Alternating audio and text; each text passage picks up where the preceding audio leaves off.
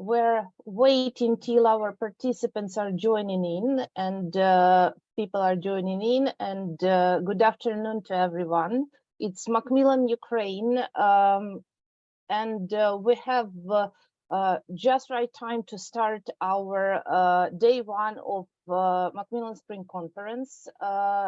Please, in our chat box of the webinar, mark that you hear everything well and you see everything very well. And if it is possible, it's just interesting to see the geography of our today's conference. Cherkasy, Kiev, everybody, Ternopil region, Lviv, Kryvyi Rih, Khmelnytsky.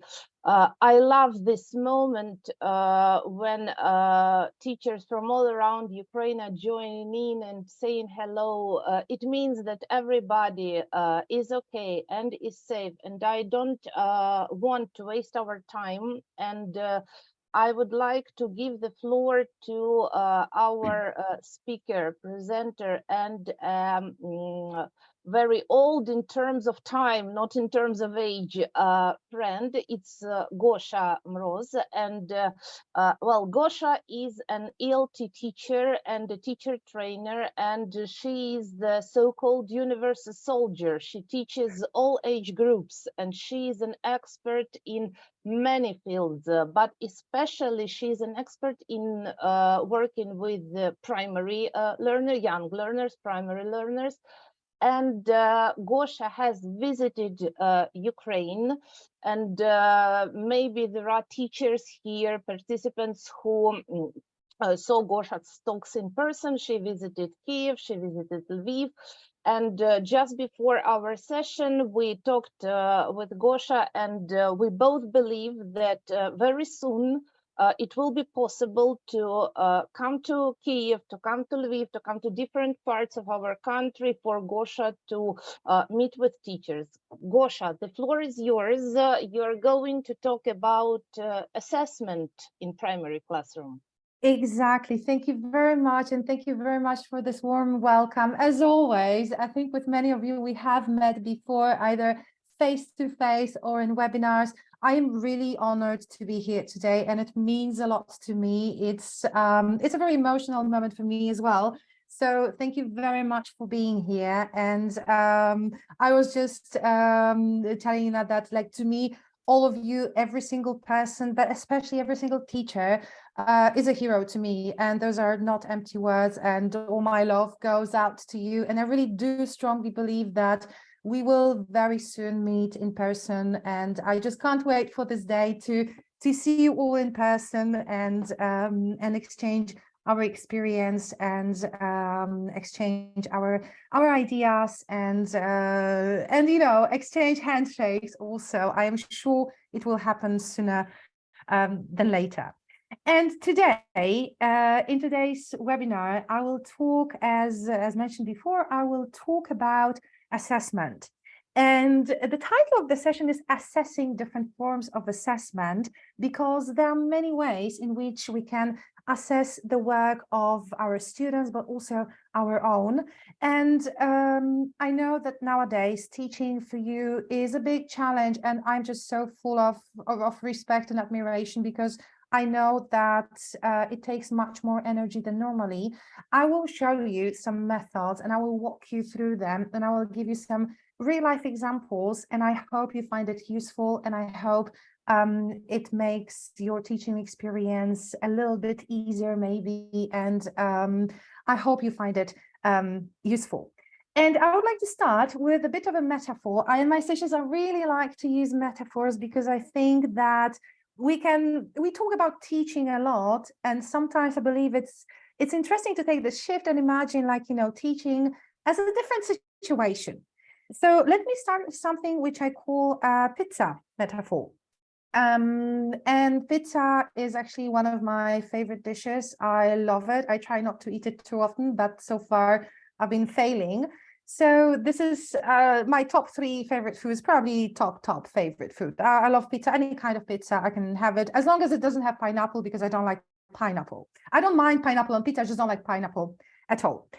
So I also happen to currently live in a country which is the land of frozen pizza. I live in Germany, I live in Hamburg, and in Germany, like in Poland, our go-to food is pierogi, right? So if you need to eat something fast, you take pierogi, and we love it. In Germany, that would be frozen pizza, right? So it's very easy to have it. But recently, I mean, some time ago, with a friend of mine, we decided to make a pizza on our own because we thought, yeah, we eat pizza sometimes. Maybe we should try making it. It can't be too difficult. Although I have to admit that to me, it was a learning experience because I'm terrible with baking. I just cannot bake, and I tried and always failed. So I was a little bit anxious about it, like, okay, but let's see what happens. And even though I'm talking about pizza, think about it as a learning experience. Okay, so which is what our students are going through. So the first thing we did was we made the dough, and we very soon realized that we put too much topping on this pizza, which means that you couldn't really take a slice, and everything was falling apart, and it was really difficult to manage it. So our first pizza was a bit of a fail. It was still tasty, but completely impossible to eat. And because of a lot of toppings, we thought maybe we should add, make the dough a little bit thicker. And then we ended up having a dough which was too thick. Then it was too thin, right? So we really tested and tried different methods. So then eventually we decided to just, quit everything. And the fourth time we made pizza, we just decided to use a new recipe, like completely new. We also changed some ingredients. We used a different type of flour. And this was probably the worst pizza that we've ever made. So we decided to go back to the old recipe. And when we more or less figured out how to deal with all the ingredients and everything, it turned out that our teamwork was not excellent. Me and my friends, we kind of have completely different dynamics because the way I like to work while cooking, but also in my classroom and in life in general, I am really spontaneous, I'm a bit chaotic, and I just like to improvise. Now, my friend, he definitely likes to follow, the manual, follow the plan step by step. If they say 17 grams, he's going to use 17 grams. I'm just going to put a little bit of flour, and I don't, think much about it. And then finally, the next time we tried to make pizza, we realized that we also have different personal preferences because we like different types of cheese, and we like it to be put in like at a different time of making the pizza. So eventually we managed to, I would say, master, making it. Probably took us like 15 pizzas to eventually master it. Maybe not 15, but at least 10 to master it. And our friends came over, and so we prepared the pizza. And then this is what our friends said. They said, wow, it's really good, tastes like my favorite place, and 5 stars. It's a really good pizza. But if you think about making this pizza as a metaphor of a learning process, or not so much a metaphor, because actually it was a learning process to me, every step of the way, our work was assessed, right? Starting from the very beginning. Again, think about it as a learning process. We're going to move to our classrooms in a moment, but keep this story in the back of your heads. So first, with the first step, when we put too much topping on pizza, this was our first attempt. And there was a lot of experimenting, and there was a lot of observation. Okay, so let's just do it and see what happens. There was a lot of sort of intuitive work. Like, I'm not sure how to do it. I've never done it before, but let's give it a go, right? And then we started to experiment further. So we started to change the proportion. So maybe to make it better, we'll give a little bit more of this, a little bit more of that, but less of this, and so on. So this was the phase when we experimented and we observed the outcome. And then at some point, we tried a completely different approach. Now, I think you can already see where I'm going with this, right? Because you can also compare it to learning the language if you think about it, right? So we start like not really knowing what we're doing, and then we experiment, we take different approaches. This approach did not work for us, so it was a very valuable piece of information because we just knew that, okay, we tried, we failed, but we know not to do it again. This is just not for us. Maybe it's for other people. eventually we had a chance to observe our group work, our teamwork, right? And see what works for us, see what doesn't. We figured out a method. We just need to divide tasks clearly, and everyone can do their own tasks the way they want. And we, just don't interact much. We just do our job. And finally, we moved on to understanding our personal preference, like what works for me, because the fact that it works for me doesn't mean it works for you. So we also have to understand what's good for us. And at the end of that, we had the final effect when we were also assessed, because we had people from the outside who came to see the outcome of our work. And they had a chance to see, to taste, and to give a grade, so to speak, to the final product. Now, I use the pizza metaphor because there is a quote on the internet, it circulates on the internet, and if you think about different forms of assessment, this is usually the quote that you come across. And it goes as follows. They say, when the chef tastes the soup, it's formative assessment. But when the customer tastes the soup, it's summative assessment. So formative and summative assessment are two types of assessment that I want to talk about today, and I want to get into more detail. And could you maybe quickly type into the chat window if you're familiar with those names, formative and summative assessment? I'm sure you have heard it before, maybe under a different name, but I see you right. Yes, you're familiar. And I think I don't know if all of us, but many of us come from this tradition of summative assessment. So, tests and grades. Formative assessment is something that has recently become quite big, and we talk more and more about it, and we see more and more value in it. So let's have a look at those things, and let's start with formative assessment. Now, formative assessment is the process of making the pizza, all right? Or remember, cooking, like tasting the soup, right? So we're in this process like before the guests come over. And in other words, formative assessment is, generally speaking, this continuous process of observing our students and observing their learning process in order to get feedback on our work, and in order to see their needs better and to maybe adjust future lessons so we can fulfill our goals better, and our students can learn with more ease and with the adjusted material. So first of all, it allows us to check students' understanding, because it's a continuous process and it happens in every lesson, with almost every interaction with our students. We get this constant, like we constantly get the chance to see if our students understand the material. Finally, they can use the material, and maybe like whether we should change our instructions, or maybe slow down, or maybe speed up if suddenly it turns out that they master everything very fast. Excellent. Then we can just work a little bit more with them and speed up the process. It also, as I've mentioned before, allows us to plan further lessons based on our observation. Now, I am a big fan of planning lessons, and it doesn't mean that I spend too much time on it. And at this stage, to be very honest with you, once in a while, I write a proper lesson plan just to, make sure that I still remember how to do it.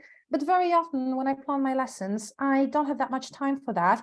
And also having quite a lot of experience already and working very often with the same books, like for many years, I know what I want to do.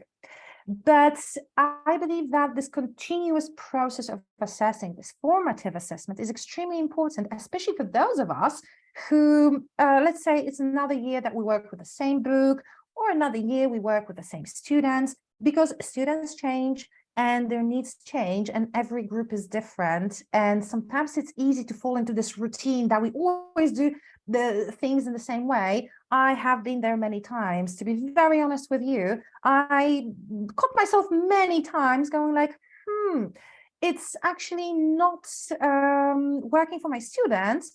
And it did work with the other group, but it's not working with this one for various reasons. And finally, formative assessment. So this continuous assessment, because we do everything regularly all the time, we can really focus on giving feedback to our students and help them learn better. Now, of course, we are talking about young learners here. So I assume that if you have, students who are 6, 7, 8 years old, you really, like, your feedback cannot be very formal, right? So it's more like, telling children, oh, you did a great job. How about you do this next time? Or you did a great job, but you forgot 2 words, maybe prepare a picture dictionary. So you can give them this constant feedback that will lead them to better learning habits and to understanding at some point their strengths and weaknesses. And I'm not saying that children who are 6 or 7 years old will understand it, but at some point they will. We are starting with creating good habits, and they will benefit, and we as teachers will benefit from those habits later on in the process of learning. So let's have a look at some examples. So let's move on from, the kitchen and pizza. Let's move on to our classroom. And let's say we have a lesson.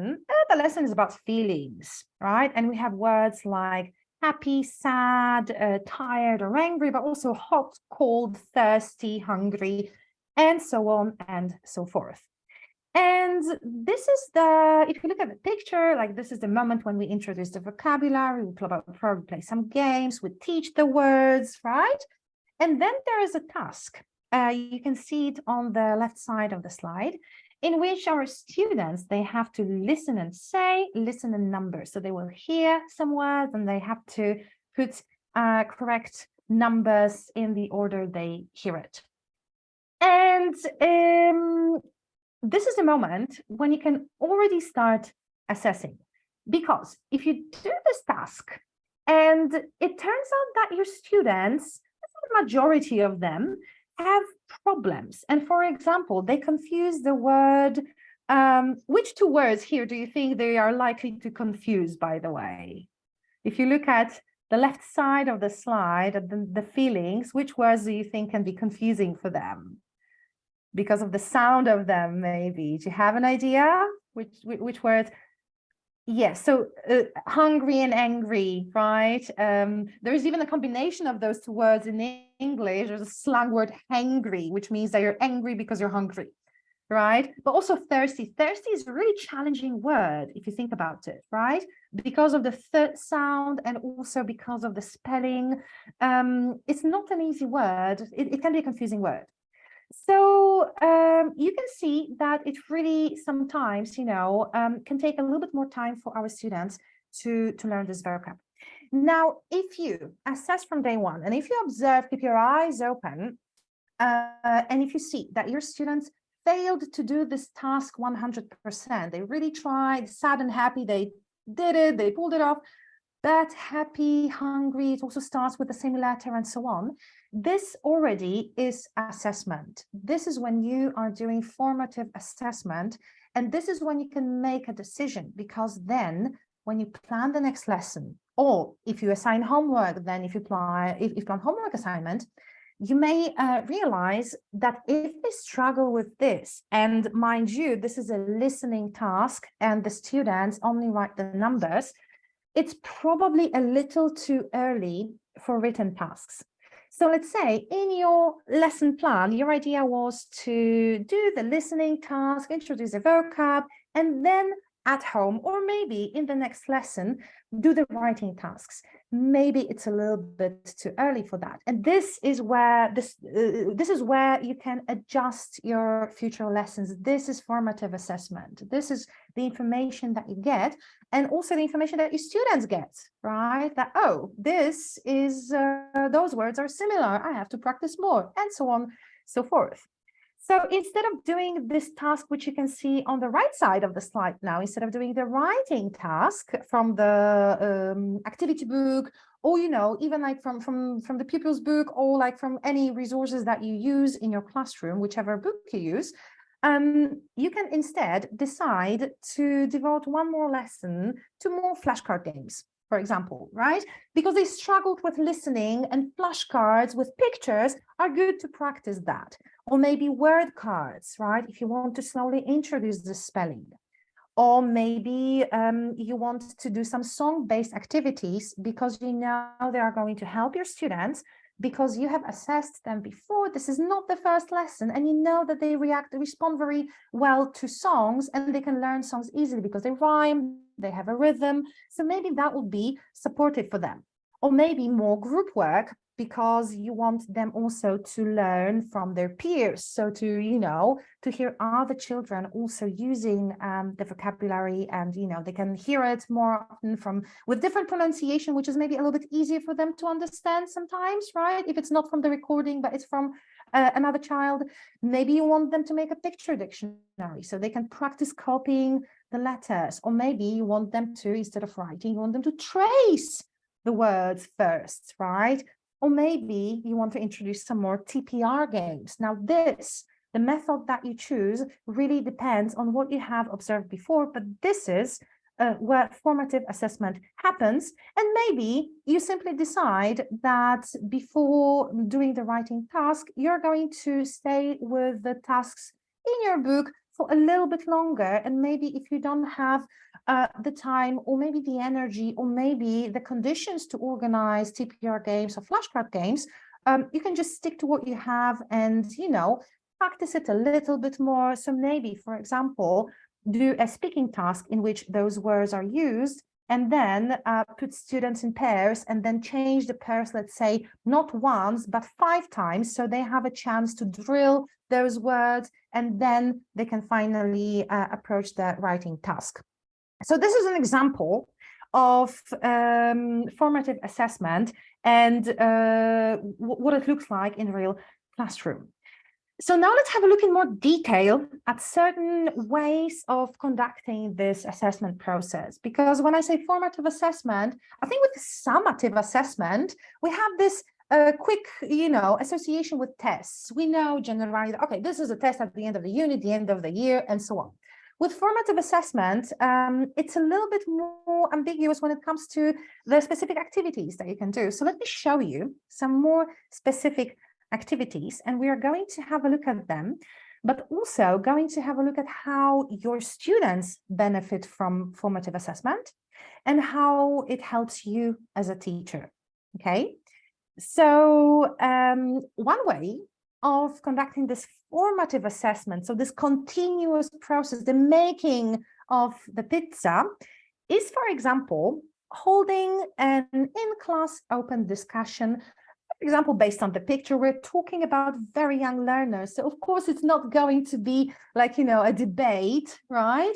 That it's going to be more like you asking questions, children answering. Maybe they can answer questions, ask questions. Maybe they can point to the picture and just say some words. But I treat all of those things as this open discussion. And if you think, so yeah, so let's say this is what you want to use. So you have the picture, and you can also see the vocabulary you want to discuss, you want to practice in the lessons. So cloud, rain, snow, sun, wind, beach, mountain, sea. So as you can see, we have weather, but we also have some natural features. So if you have a look at the benefits that it brings to your students in the classroom, to you as a teacher in the classroom, first of all, you can see if your students understand the target language.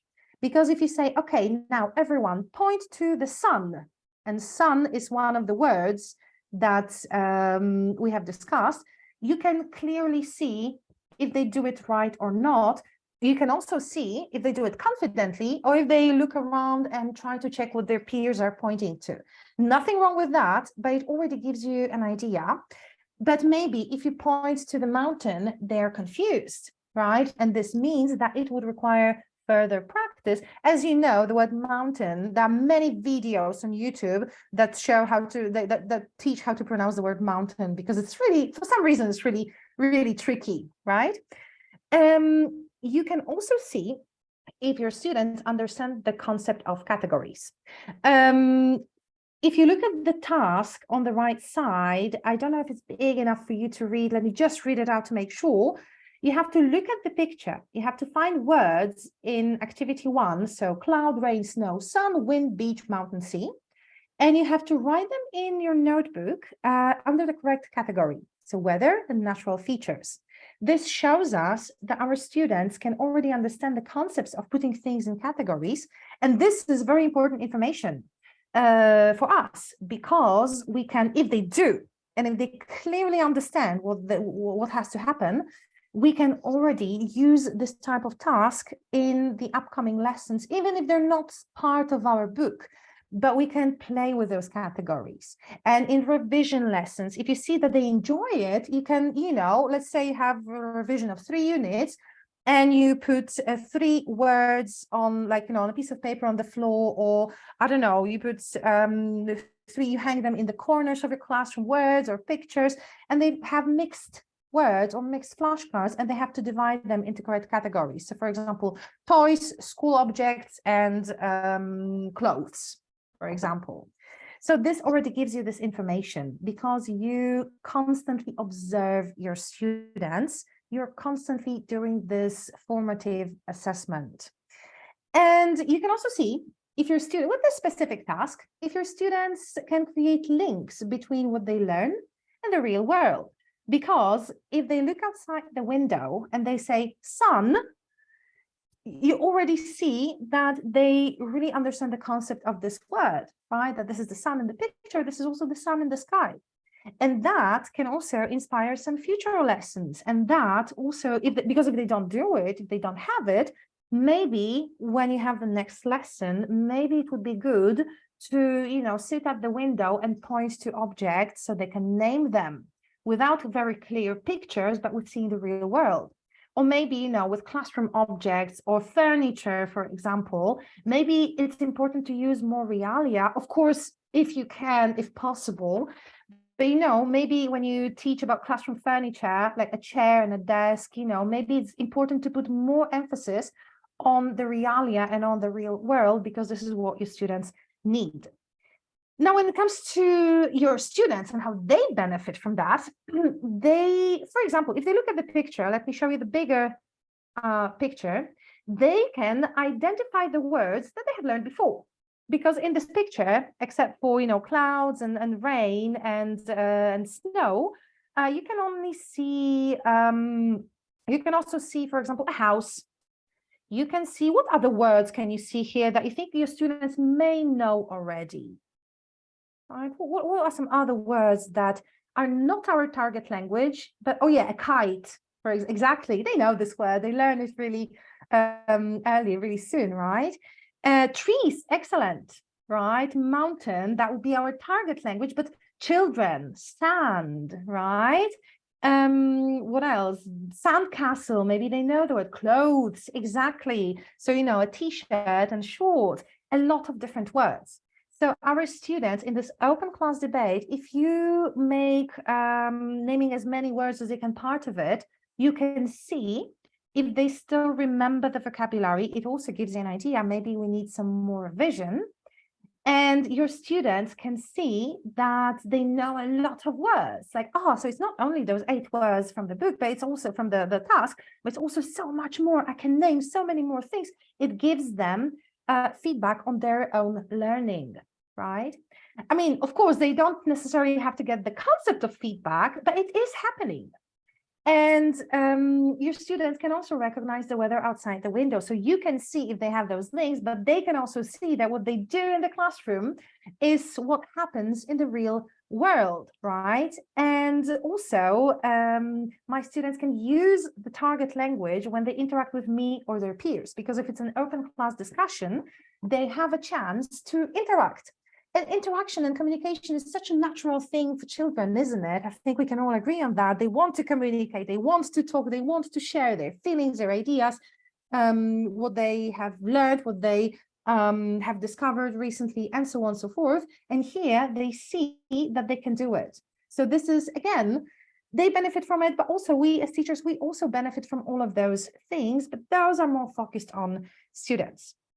Now, another way of conducting this formative assessment would be something that I called emoji survey. And I'm sure that maybe you probably are familiar with the method, right? So let's say we are teaching some grammar and we are teaching some, like how to build sentences. We're slowly introducing this concept of, building sentences from blocks, right? And, this is quite an abstract thing, right? So because this is not just talking, repeating, and drilling, this is actually like it takes more sort of cognitive effort, right? To think in an abstract way. Of course, we don't do it with very, very young learners, but we do it, we can do it in grade 2, for example, right? Already slowly introduce the concept. And what I like to do with such tasks, because they can be quite tricky, is we use emojis. And now you can use stickers if you have them, but it's enough to have a pencil and just ask the children to draw an emoji in the book, or to draw an emoji on a piece of paper and just show it. You don't need to prepare anything beforehand, and then you can reuse those cards, or you can, just ask them to mark them in your books. It's entirely up to you and your current situation, and whether you have some materials currently or not in your classroom also. So it requires no preparation really. And I ask my students to show emojis. I like them to show so they can also observe that different children have different, may have different feelings in the class. And I ask if the task was fun. And then they use the emoji. I try not to use the sad emoji. Usually I use the confused one, which is a little bit funnier because, sad emojis may be a little bit too negative. I don't want to build those, negative connotations, maybe necessarily with the content in the book, but it's not, it's just my personal preference. But of course, the sad emoji would also do. I like to use the confused one because then the children like to go like, oh, confused. And they like to pretend that they are confused. So, or you can also ask them to do this, right? Or right, and this is a confused one, and they show how they feel. So I ask if the task was fun, and they can do it. So it's a quick emoji survey. I ask if the task was challenging, for example, and then they say yes, no, maybe, they use one of the emojis. They can also draw their own emojis to express their feelings.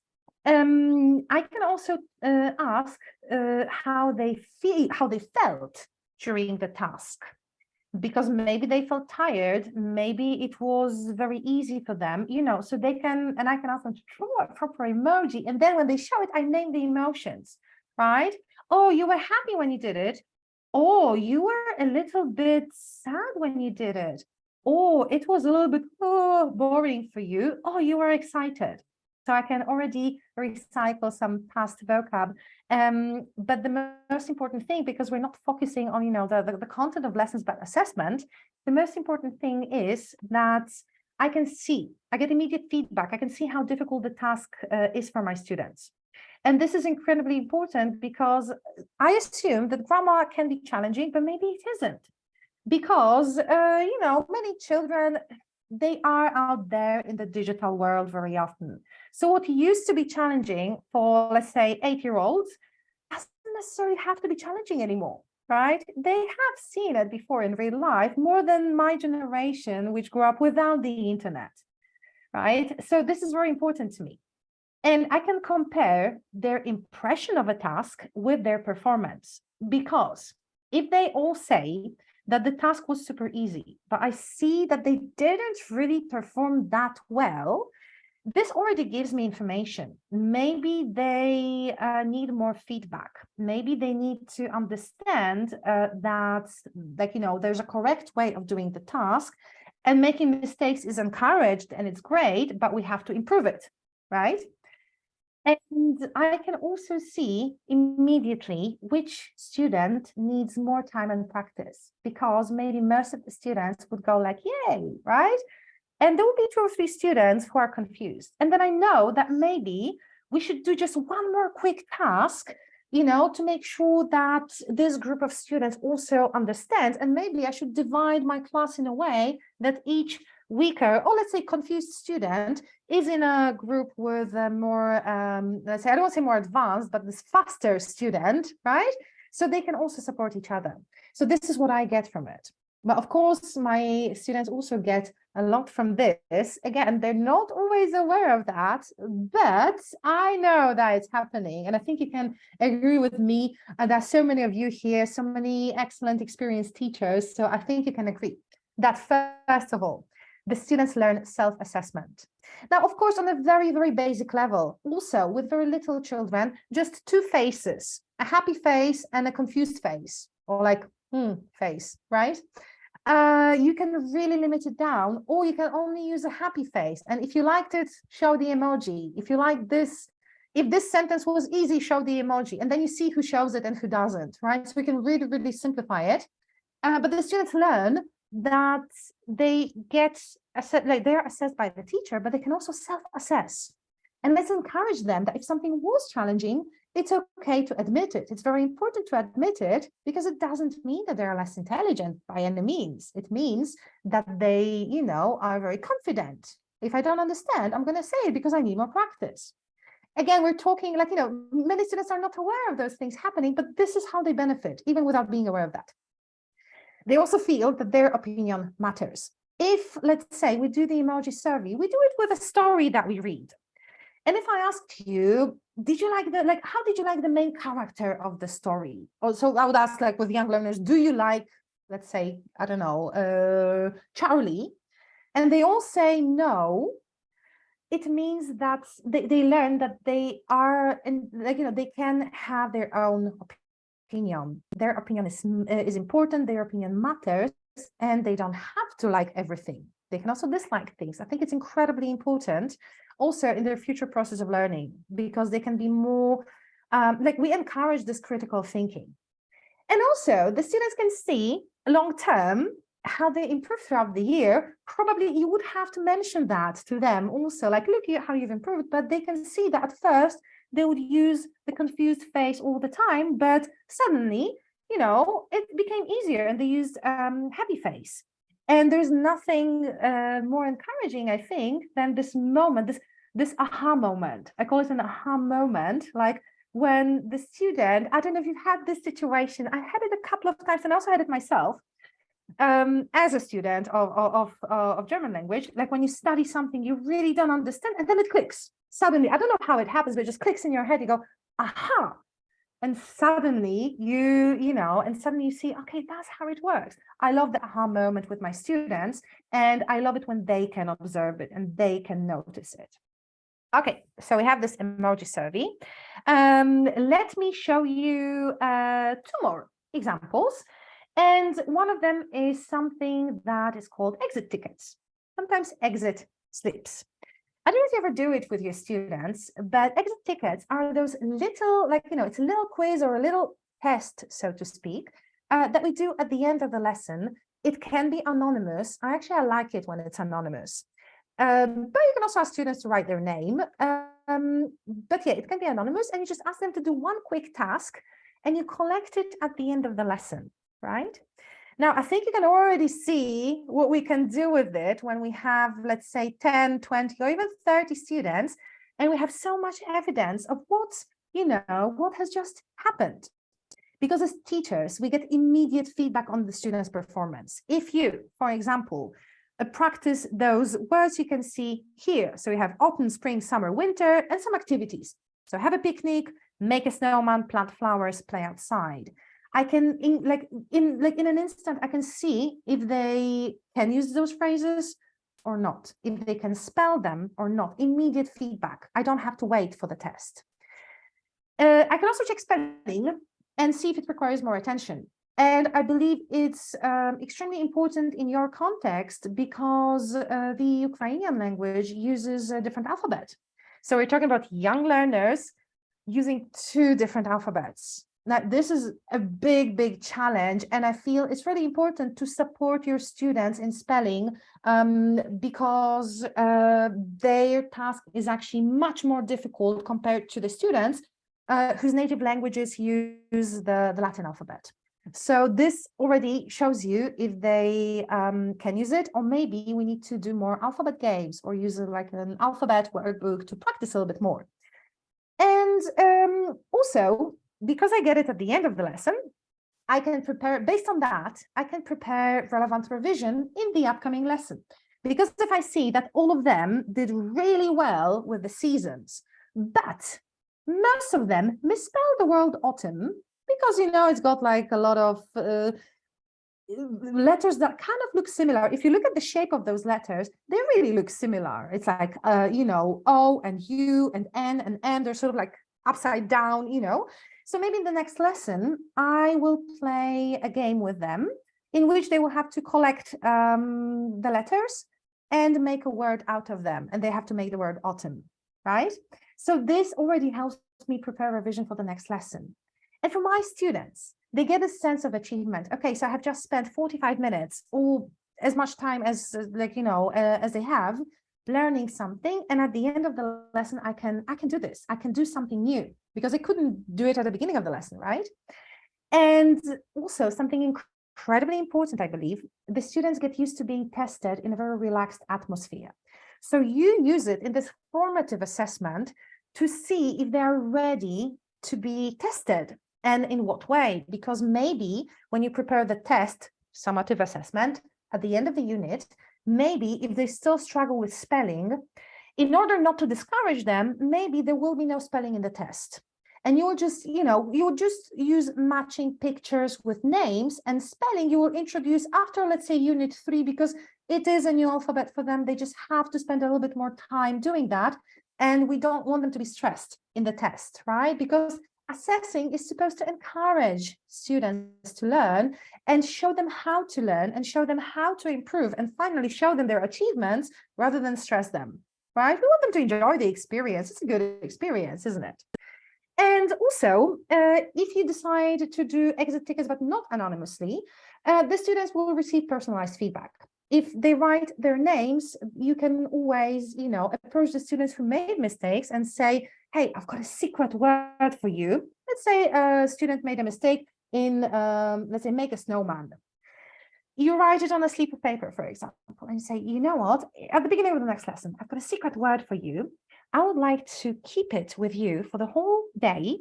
And before the next lesson, come and let's see if you can write it. Okay, I'm giving you 1 day for that, or like 2 days, depending on when the next lesson is, but it's just for you. Okay, so it's your secret word, and I'm sure you can master it. And then, you give so again, it shows you what you can do, but also gives students personalized feedback, and they see that what they do is maybe not always perfect, but they get a lot of support, which is not, you made a mistake, but hey, you can do better, right? So I believe it's extremely important, especially I see Olga wrote that a personal approach is very important. I definitely believe it is. And of course, sometimes we don't have enough time to, give personal feedback to every student in every lesson. But if we do it once in a while, it can be one word on a slip of paper. It can already contribute to, our students feeling noticed, right? And feeling supported. It's extremely important. Okay, one more thing I want to talk about when it comes to formative feedback. So making the pizza and this constant process, observing this constant process of learning is class games.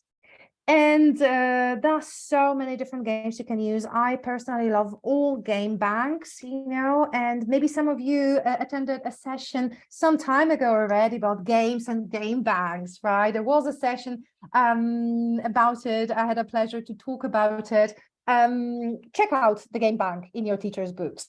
Whichever books you use, go and check out the game banks. They're really, really useful. And they also help us assess.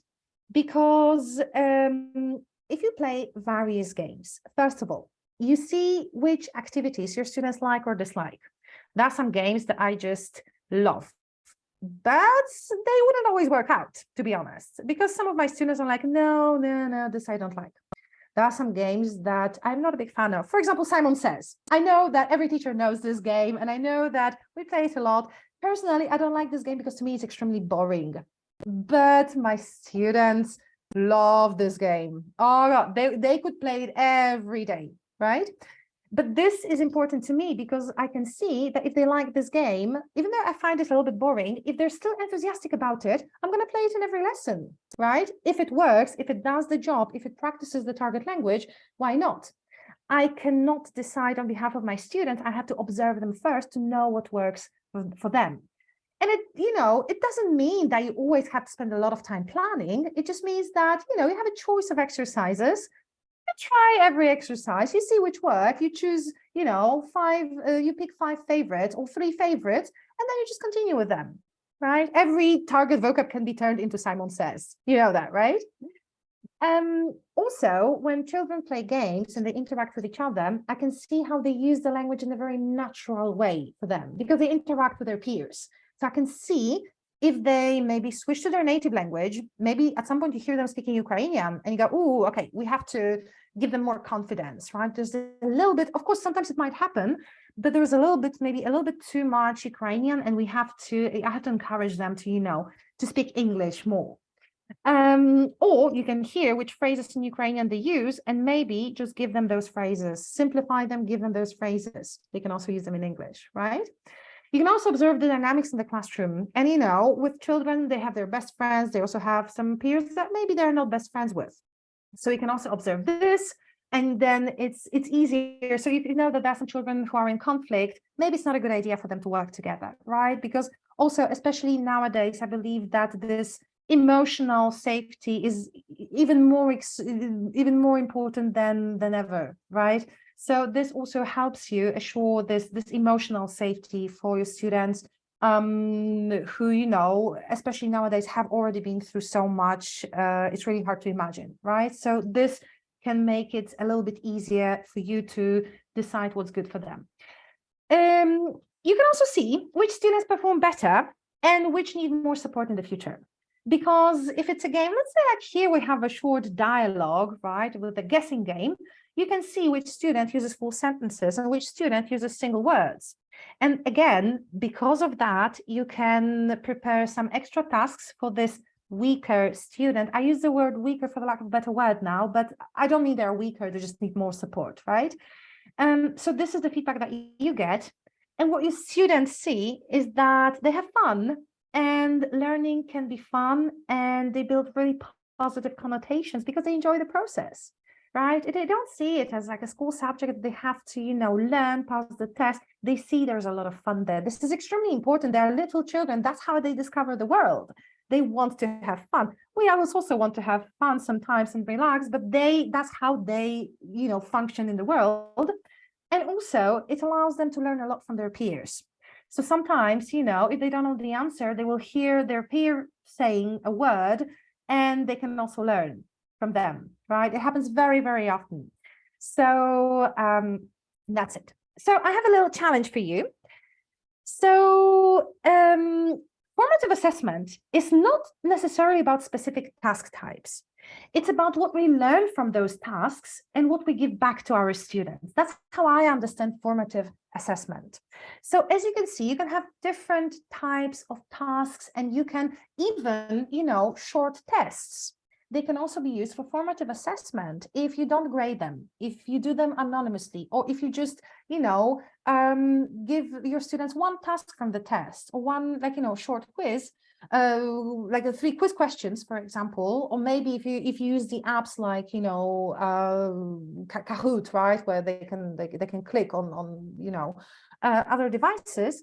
This can also be part of formative assessment. It's not about the type of the task, it's about what you do with it and what you give back to your students. So this little challenge that I have just mentioned a moment ago, you want to assess students' ability to use the target language in a natural context, whichever target language it is. Which activity would you choose? And let's say we have the red, which is making a mind map. Then we have green, which is like open class discussion. And then we have orange, which is a dialogue between 2 students. Which activity would you use to assess their ability, to see if they need more practice with it? Or maybe we can go on. All right, so you can just write the color, red, green, or you can just write the names too. All right. See, this is really interesting because if you look at the chat window, you can see all the colors there. And it really depends on you. There is no good answer here. I think I would probably choose the dialogue, but there is no reason you shouldn't use a mind map if you, for example, want your students to prepare a mind map and then tell their friends, their peers, what they have about the animal they have. So you see, it can be anything. You can also hold this open class discussion and then see which students are more confident and which students, use just single words. So again, everything here could be a good task to check it. So you see, again, it's not the type of the task, it's what you want from it. And it's not like you have certain tasks to assess certain skills. No, it depends on what you do with them. And, you're an experienced teacher, so you know what you need. And you just take the tasks that you like and add this extra value to them. So instead of just doing them in the classroom, think about what they give you and what you can give back to your students. Let's try another example. You want to check your students' skills in learning how to learn. So cognitive skills, right? Which activity would you choose? If you want to check if your students can learn how to learn, they know how to plan learning. And I see we have a lot of words in but we have so many teachers here today. I'm not sure if the answers that I see in the chat window are still about the previous slide or this one, but either way, you're all right. You can use any. With the mind map, which would be my choice, I want to observe how they, divide, how they categorize words and so on. I think this is because this is one of the cognitive techniques, so like teaching students how to learn, so them learning how to learn. But maybe if we hold an open class discussion, I can see if they make notes, or if they, for example, write some words they want to use beforehand. Of course, I will introduce them to those techniques, right? And also in a dialogue, maybe they will use the books, right? And this is also learning how to learn, or maybe they will not use the books and improvise and challenge themselves. You see, so here again, it's entirely up to you. And the same goes with, for example, if you want to assess your students' self-confidence in speaking English or confidence in general, right? Because they can prepare a mind map and talk about it in front of the whole class. Or they can say why it is important to be tidy, right? And yeah, you can see if they are willing to talk in front of the class, or maybe you want them to work in group and one person who represents the group will speak then on behalf of the group, right? Or maybe you want to turn a dialogue activity into a little show, and the students will perform the dialogue in front of the class, right? And again, you have a lot of choice here, but also we can reverse the situation, and instead of adjusting or choosing the tasks that would help us assess specific skills, you can also think of the tasks that you have. What skills I could assess, right? What could I observe? What feedback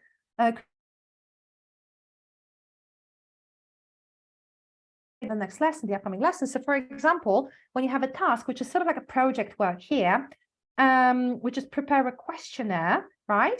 If you do this task, you can, for example, assess students' cooperation. You can see spelling and vocabulary, absolutely. You can see if they can cooperate, but you can also see if they can process data. Which again is a skill that they will need sooner or later, because eventually they will be 18, and maybe they will be taking, I don't know, Cambridge exams or IELTS exams, where you have to sometimes discuss a graph, right? Or maybe, for example, after high school you have finals, right? And they will also have to use it. So those are also skills that go along with using a foreign language. Absolutely, you have to be able to do it. And with a task like that, which is a story, let's say the task here is to turn a story into a comic book, right? And then what I can assess with this task is how well my students understood the longer story. Look, the story is actually really long, right? How well they understand it. Can they choose key events from the story? There's a lot of text, but let's say I only want 4 pictures, right? Can they write dialogues? Right? Again, spelling as well, and vocabulary, and choosing key information. So this is already important to me. Can they choose can they find key information in the text? Because as you know, this is a skill that is then tested in further exams, right? So, so this is another way of approaching it. So either you see a task and think what you can do with it, or you think what you want to find out and find a task that fits. And usually most of the tasks would fit, but then you just shift your focus from, to another thing, to this assessment mode, instead of just doing the task. So having talked about all of those things, having discussed them, it makes me wonder, because I believe that you agree that all of those methods are just great. They're personalized. I can support my students, give them feedback, tell them what to do next. So is there any space left for summative assessment in all this? Because summative assessment, so focusing on the outcomes. So remember my guests coming over, trying the pizza, right? Well, it definitely helps our students check their progress. It helps me check my students' progress, right? And it provides this numerical feedback. And I'm thinking, okay, does it tell them much really? But I'd like to stop here for a second and tell you a quick story of one student of mine with whom I talked about different types of feedback. And I talked in my native language, right? I was a young learner. And I said, so would you prefer your teacher to give you a grade? Or would you prefer your teacher to tell you, to write, to describe what you could do, what you did well, and so on? And this student said, well, I prefer a grade because I know what it means. Which means, of course, they also understand what it means when the teacher tells you, make a picture dictionary. But I think that sometimes, because grade is this very simplified feedback, I feel that it makes it easier for our students to understand where they are. So if they get a lower grade, it means that they have to work on something, and that will be the summative feedback, summative assessment. And with formative assessment, you can point them to the right direction.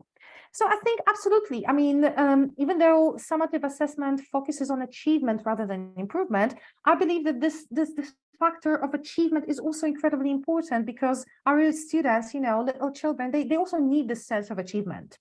And sometimes getting a lot of points can give them the sense of achievement. So when it comes to summative assessment, as I've said before, most of the time what comes to our mind is tests, right? And here you see some examples of tests you can do with your young learners. So you can see they're rather simple, but you have different types of tasks here. Now, again, we're talking about very young learners. And I think it's very important to mention that at this level, when most children are just beginning their English language learning journey, is their first years, maybe first moments of learning English, the main objective of the test should be to make them familiar, to familiarize them with the testing process. So we want them to feel confident. We want them to enjoy tests. We want them to get familiar with this. And we want them to see that test results help us to learn. They does not mean that we are or aren't intelligent. Absolutely not. They help us to learn. And you can, they need to know that the point of writing the test is to challenge themselves. And it's cool and it's great. And trust me, I have seen classroom, I have observed a lot of teachers in my career. And when the students would come to the classroom, go like, oh, it's a test day. And they were excited about it. Right. So, tests that do not have to be scary. And if you think about the reason we test our children, I'm talking about summative assessment here. So the reason we get those grades, those, like numerical like value, right? It also shows us if the students meet the criteria of the curriculum, because we also have the school curriculum, right? And again, there are certain criteria that our students have to fulfill to go to the next grade, to move to the next grade, right? Those tests can really help us because they can, they're the same for every level, right? So, or similar at least, right? So it shows us some context. It shows us our students in the context of the whole country. It can also help us measure the overall performance after a unit of study. Okay, so we close a certain stage and we move on to the next one. Doesn't mean we don't get back, right? But it shows us that the overall performance, not in just one type of a task, but in various types of tasks. As I said before, our students get simplified but very, very clear feedback. And those tests, and you have to admit, are really time efficient, right? Because again, with giving personalized feedback, it takes a lot of time, it takes a lot of effort from the teacher. Here, it's much more time efficient, right? It takes a moment to, you know, very often you have ready-made tests and you get a lot of information. And I think it's really important for us teachers because it can give us a lot of information. And something that we have to remember about is to make it a positive experience and, you know, the summative assessment, so the test. And it is very, very possible if you prepare the students well. And what does it mean? It means that, look here, on the left side, you have a test, but on the right side, you have some tasks from the book. As you can see, they're identical, right? They're practically the same. In the book, they're even more challenging, right? In the book, on the right side, they have to write the words and the prepositions and the question words. And in the test with prepositions, they don't have to write them, they just have to circle them, right? So you have in the test, you have to copy the words and write them under the pictures, but the students are already familiar with the pictures because they have seen identical pictures. They have identical pictures in their book. And also the picture in the test, in task 2 in the test, is the same as a picture in the book. They're familiar with it, they have seen it before. Also, make sure that you go through the instructions, that your students understand what it means to circle, cross, and tick. Take the test, show an example, always show an example. It makes your students much more confident, you know? So it's as simple as this. They just need to make sure they understand what they're doing and what they're supposed to do. Also, you can adjust the task level. And here you have 2 tasks, the same target vocab. In one task, you have to copy the word. In another task, you have to decode the word, right? And I would say that I think for my students, the first tasks, the one where you have to copy the word is a little bit easier. But if my students are really good at spelling, I would use a different type of a task. Right? So again, you can adjust the level to the needs of your students and to what they're able to do. And the same with grammar. If you want them to, if you're really good at categorizing, you have practiced it a lot, and you can see that they really are good at it, they understand the concept, use categories. Otherwise, give them more support. And instead of asking them to write words from memory, give them, you know, this word snake and let them find the words. You still test them. It still gives you information. So after the test, make sure that you give clear feedback, tell them how they can improve, and let them do the test again. Let them improve. Let them show that if they, you know, if they remember about your feedback, if they take your feedback into consideration, they can perform much better the next time, right? And also remember that summative assessment is not only tests. It can also be preparing a game, for example. You can ask your students at the end of the unit or at the end of 3 units, so after 3 units, to prepare a game like a project, right? Olga said that, I see you wrote in the chat window that they love projects. This can also be summative assessment. You see what they have prepared and you can give them a grade, right? So it doesn't have to be tests only. So let's very quickly sum it up because we're running out of time and there are also other sessions today, I believe. So let's quickly sum up what we've talked about. So which assessment method is better for my students? We have discussed a lot of them. We've seen a lot of examples.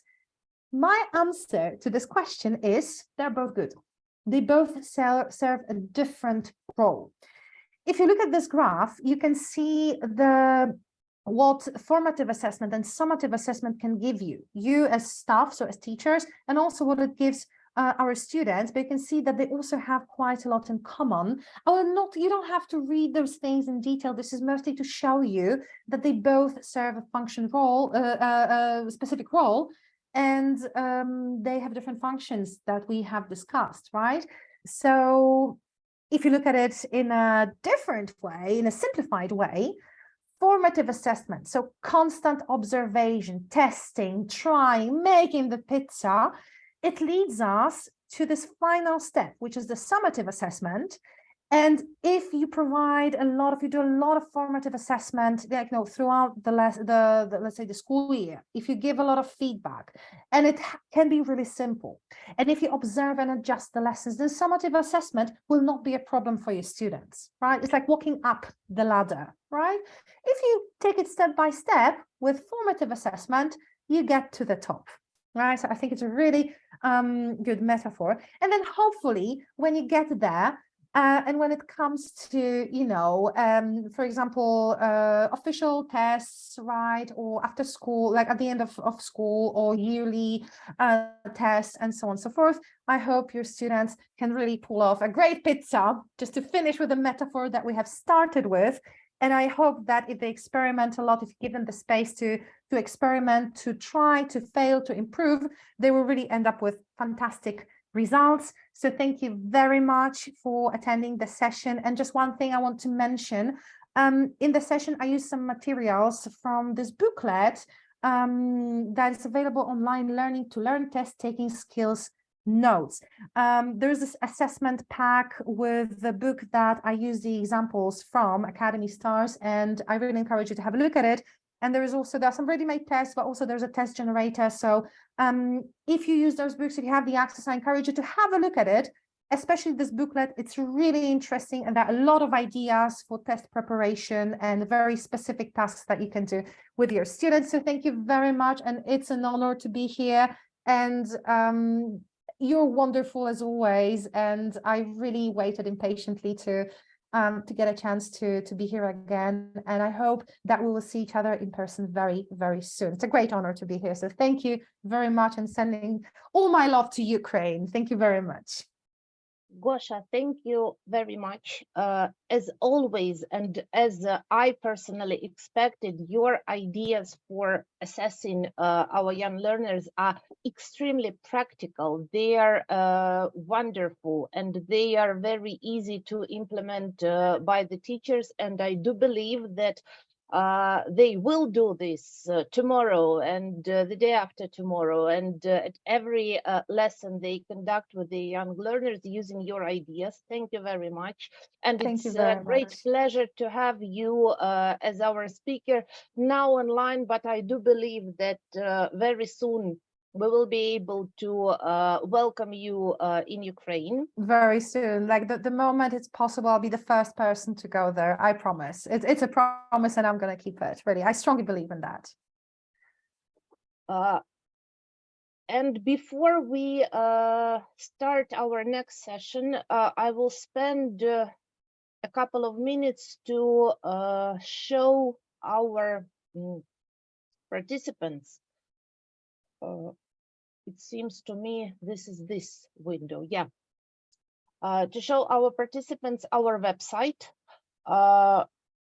Я перейду на українську мову, шановні колеги, і хочу показати вам, що на нашому сайті, якщо ви давно не були, у нас відбулися зміни, і тут є на головній сторінці, ви бачите, ресурси безкоштовні для завантаження саме для роботи з учнями початкової школи. Вони присвячені, якось супроводжують ті вебінари, які ми проводили для різних регіонів. Це Primary School Reading Time і Sounds and Letters, тобто це такі готові ресурси, які ви можете взяти і використовувати буквально завтра на своїх уроках.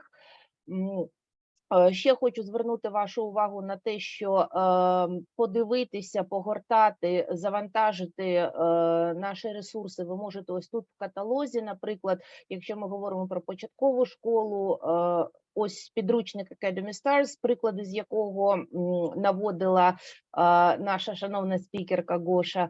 Ось тут можна абсолютно всі ресурси, які є безкоштовними, завантажувати. І ще один момент, на який я хотіла б звернути вашу увагу, це стосується передусім тих вчителів, які користуються підручниками нашого видавництва. У нас тут є вкладка «Тестування ЗНО ДПА».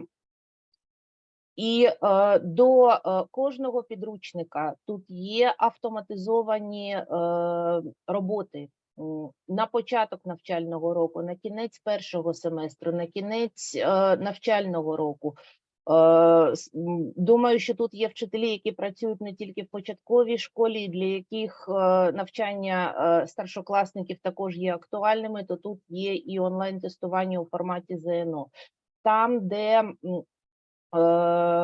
вчителі давно працюють з нами, вони знають, ті, хто тільки почав працювати з нами, у нас є тестування у форматі кембриджських іспитів, називаються вони MELTS. Якщо ви користуєтеся нашими підручниками, але ще жодного разу не скористалися тестами, будь ласка, пишіть у Телеграм або на електронну пошту, звертайтеся для того, щоб ми могли підключити вас та ваших учнів до нашого тестування такої послуги.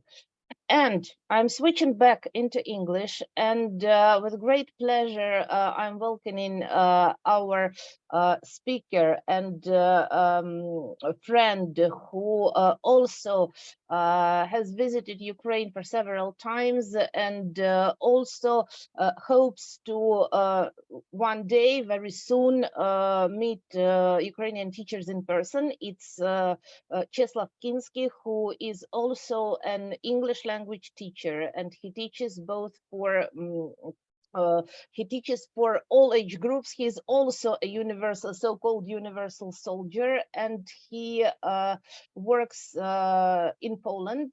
And Czeslaw, the floor is yours. He is going to continue our topic of assessment, but now it will be about pre-teen groups. Czeslaw, glad to see you, and the floor is yours. Hello, thank you very much. So just give me, 5 seconds to share the screen. Okay. Can you all see it? I guess that's my hope. Hello. All right. So today we're talking about how to use formative assessment, with upper primary school and the end of the school year. So I hope you've read the abstract. And now, hello, and so we're going to talk about how to use formative assessment in working with teenagers at the end of the school year. And in my abstract, I said that I was going to talk about formative assessment in writing and speaking, and this is true. But this session, unlike my session last year, is not divided into 2 parts because this is like end of year summary feedback, and that's why we're going to focus on the strategies that will be useful for both speaking and writing. All right, so just for a moment, some of you are already doing what I was going to ask you to do. Can you please quickly type in the place where you come from? And I mean the town or the city first, okay? So I'm going to use take a look at all of that quickly, all the places. As you can see, it's happening too fast for me to read. So I'm going to save the chat and then I'm going to read all the places, look at the map and so on and so forth, okay? All right, so now for a moment, I have to stop typing. Okay, stop typing on the count of 3. 1, 2, 3, stop typing. It's still happening. Can't control English teachers, right? All right, so now I'm going to add a separator line, all right? And now here are a few housekeeping rules. If you have questions, please ask, but honestly, I don't know how many participants we've got. I think we were scheduled for really big numbers. I may not be able to answer all the questions straight away. So please, if I don't catch your question, because you can see how many people there are, then I would like you to save your questions. At the end, we'll have a Q&A part, and then I'm going to look at them again, and I will answer them if there's enough time. I hope that's okay with you. So that's my first request, because the group is quite big. Next question is, if I have questions, please answer them, okay? And please read the chat box. Please open the chat box, for yourselves. And then, please look at the comments that you're making, and let's try and treat this as, as an interactive session, okay? And last but not least, if I happen to tell a joke, teachers' jokes, right? They're not always funny, but, teachers understand them. Can you please type in, the emoji, and then, at least I know that, I am appealing to some people, all right? So I will ask you to do things, to type in responses. Yes, this is great, but I haven't told you any joke yet. Great. All right, then. So let's begin. So first of all, we'll take a look at, quickly, briefly, refreshing our memories, okay? I would like you to think about the time when you were at school, and I mean as a student, okay? And of course, as English teachers, you were always model students, model learners. This is the first joke. Okay, so I wasn't a perfect student, and I know that, looking at a lot of my classmates back in high school, a lot of them were definitely more hardworking than I was.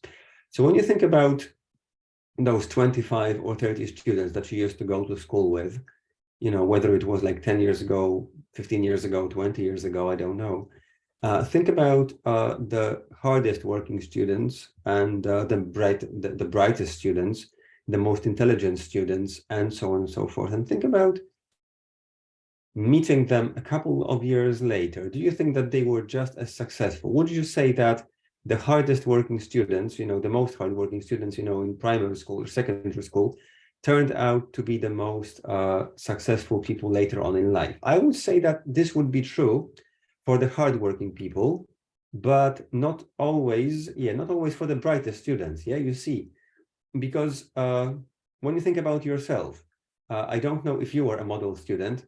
I wasn't, but I see that my story would be that back in high school, I was like the student you didn't want to see, right? So when I was at the end of primary school, so more or less the age we're talking about today, and the first year of high school, I was everything but a model student. I didn't go to school, and I basically had like two passions in my life. One of them was English, and the other one was playing the guitar. Now it's like 30 years later, and I still use English and play the guitar. So I don't know why the rest of the education, was even there. All right. So, and I guess, many of your stories might be the same, that, sometimes, there were like people who had better grades, but somehow, they didn't quite keep up their motivation, right? And it's kind of connected with the long, lasting research carried out by Carol Dweck, whose research has been going on for many years now. And she's found out that the people who are like the most successful in life are not the ones who have the best grades, are not the ones who are praised, for their fantastic grades, and not the ones who are praised for everything. But this means that these were the students who are able to maintain their motivation in the long run. And this is kind of important, I think, when we deal with learning skills, to maintain motivation, right? And Carol Dweck concludes her research in her book by saying that motivation is the most important factor in determining whether you succeed in the long run or not. So not the intelligence, but motivation. And what she means by motivation is not only the desire to achieve, not the desire to be the best or the greatest, but also the love of learning, the love of challenge, and the ability to thrive on obstacles. These are the greatest gifts we can give our students. So I teach, students like aged 13, 14, and I can see that a lot of times they have problems maintaining motivation because, they lose focus. If they lose focus, sometimes their grades, the grades are not that good. And then in the end, they sometimes come to me and say like, I don't feel I'm making any progress, and I don't feel, it's making sense, and so on and so forth. Is this your experience as well? Can you quickly type in like, yes or no? Like a lot of, really good students, like, hardworking people, who sometimes say, I'm frustrated, I don't like this or that here. And, it says that those successful people are the ones that can thrive on obstacles. And this is, I think, counterintuitive, because when we come across obstacles, we realize that most of us, like most of our students, don't have the strategies, like, they don't have, the mindset, and they very quickly become discouraged. Okay, now I'm going to show you a photograph. One of these is like a photo of myself. And why am I putting this here? As I told you, I was really into playing the guitar. The photograph isn't a joke. It hasn't been photoshopped, right? So this is me playing the guitar around the age of 15. And I'm thinking about comparing learning a language to a skill. Yeah, definitely. Oksana, thank you very much for the first comment. This is not knowledge, because what we're dealing with is not lessons, about English. In Poland, Latin is taught this way. Latin is taught as, as knowledge. So you learn, the knowledge of a language. But, we are teaching a skill. And when you practice a skill, it's natural that you will become discouraged because there will be some obstacles. So I think learning English is more similar to swimming, to learning how to ride the bicycle, how to play the guitar, and all that, rather than, to something like learning history. Because learning history, with all respect to history teachers, learning history is learning facts rather than skills, right?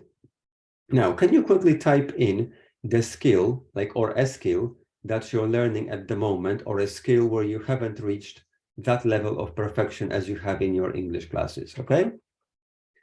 Can you type in an idea, something that you're learning?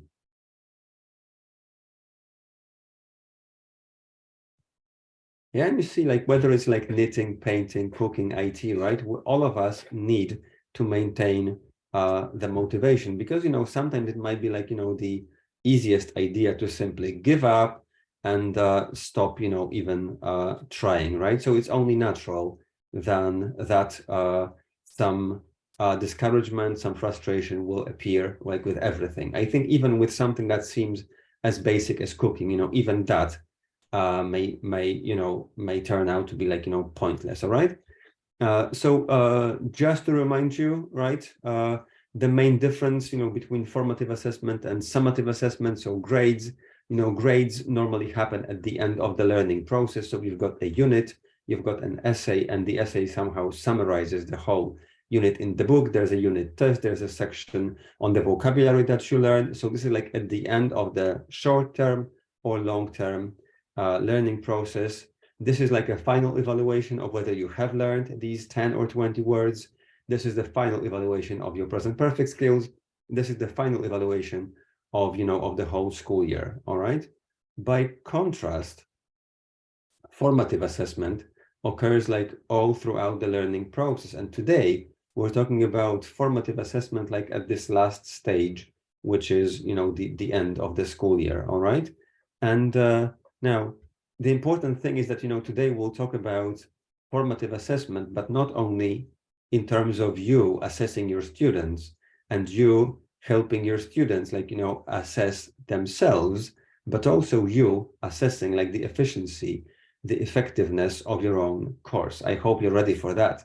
I hope you're ready for some self-assessment as well, because I'm going to show you strategies which you can use in order to help your students evaluate the whole process, not just their own learning, but evaluate your teaching, their learning, as I said, the whole process, in order to identify areas for improvement, identify the areas in which we can all get better next year, okay? And we'll think at we'll look at the opportunities that we can use to show our students how they can implement the feedback. All right. So when you think about formative assessment and summative assessment, in the traditional perception of education in Ukraine, I don't know what it's like. I think it's the same like in Poland. When you think about the traditional perspective on education, what the ministry wants, what all the educational agencies want, do they care more about formative assessment or grades? When a school is evaluated, is it evaluated based on the grades that it gets, or is it based on the comments that the students receive from the teachers? Can you type in your response? And I think at this moment we could simply stop stop typing, right? Because most schools are evaluated, like if there's anything like best school in Kiev, for example, or best school in Lviv, or best school, in Kherson, like anywhere, this best school in is always evaluated by the grades and by the result that the students get. So in a way, it's a paradox, because we are thinking about high stakes and low stakes. When you think about what is high stake and what is low stake now, I would say that according to our Ministry of Relations, and I think it's the same now, I can say it's the same in your country, grades are high stakes, right? Grades are important, and formative assessment, is this like funny little thing that we sometimes add to our teaching, is the nice comments, but in the end, we all want the best grades. And this is strange, because in the long run, I think it gets like reversed. Because, in the long run, like 20 years from now, 10 years from now, not to mention 30 years from now, your students won't remember your grades. They will probably remember the comments you gave them. They will remember how you supported them, how you encouraged them to study, but they will not care so much about the grades, right? Makes sense? 30 years, like 20 years from now, when you think about your own teachers, right? Back from primary school and secondary school, I think we always remember how they made us feel. Like, I don't remember what grade I got, like in English, in the second month of, of my third grade. But I remember that, my English teacher was the person that kind of motivated me to study, like the only thing to study. And she inspired me to become a teacher myself, due to her manner, not due to her grades. Okay, so we're going to look at formative assessment in speaking and writing, like all of that in total, okay? And I hope that you leave the session with 10, 15 ideas on how you can use, those strategies to help your students, assess their own writing and speaking, also to help them assess, the writing and speaking, and how you can assess, the writing and speaking in a more effective way. So this slide is a spoiler. I shouldn't have shown you that slide just yet. But when you think about traditional areas of like evaluating speaking, right? So I'm going to type that into our chat box so that we know where we are.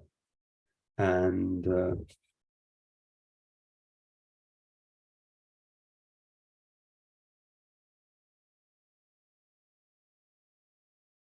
okay, from now on, can you think about, again, the traditional perspective? What matters the most in the traditional perspective? When we evaluate someone's speaking, what do we evaluate first? Can you type in 1 or 2 ideas, please? Okay, I'm going to wait like 10 seconds.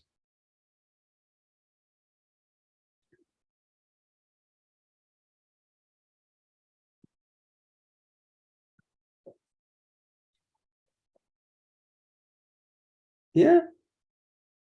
So I think it's a combination of, vocabulary, because, technically you could speak with vocabulary only and still get the message across.